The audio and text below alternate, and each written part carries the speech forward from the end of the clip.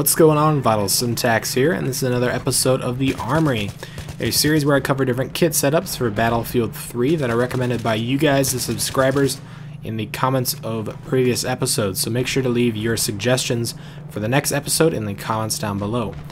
Now, this episode is brought to you by Ich Commentur Newer 123. Hopefully I'm pronouncing his username correctly. And he suggested this kit over 2 months ago, which just shows you how long it's been since I've done one of these episodes. And I needed to get on a more regular schedule, which hopefully I can be able to do coming up. So anyway, he suggested using the assault kit with the AN-94 with a Cobra sight, the underslung rail, as well as the heavy barrel. And he wanted me to use the MP412 Rex revolver, the M320 underslung buck shotgun, squad sprint, although I did use a different perk in this game, but I don't really think it makes too much of a difference. And finally, he wanted me to play on a larger conquest map, not a clusterfuck map like Metro Scene or Bazaar. So I decided to play on Canals, which I know isn't the largest map, but I thought it was a good map to pair with AN-94 because it has lots of infantry-focused combat, as well as lots of long lines of sight, so it matches pretty well up with a longer range weapon like the AN-94. So this is the only 2-round burst weapon in the game. All of the other burst weapons, or weapons that have burst modes, are 3-round burst. Now, you don't have to use it in burst mode. You've also got single fire and fully automatic, which is one of the kind of unique properties of this gun, that it has so many different firing modes. But honestly, I would suggest just sticking to the 2-round burst. 1-round burst really doesn't give you too much of an advantage. Yeah, you might be able to be a little bit more accurate, super long ranges, but the 2-round burst on this weapon, especially with something like a heavy barrel, which I am running in this video, those first 2 shots are so accurate, it's almost like a sniper rifle.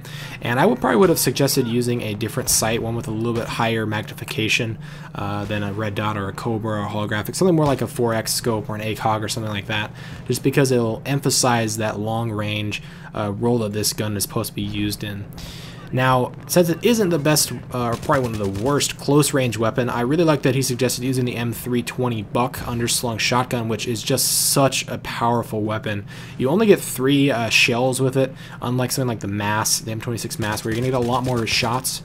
Unless you're running the squad grenade perk, or somebody in your squad's running that perk, because you're gonna get quite a bit more.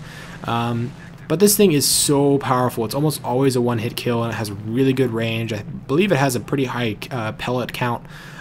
So as long as you're careful, you aim properly, and pull the trigger when you need to, it's going to be a one-hit kill almost at anything that's not medium or long range. And I really like that you can switch to it really quickly with the underslung rail. Now, you've also got the MP412 Rex, which is a great pistol all around, but it's especially good at close range. Yeah, there's some better options. Maybe the M93R is probably the best close range option, or maybe the G18. But the Rex is a little bit better than the Magnum at close range because it has a slightly higher fire rate.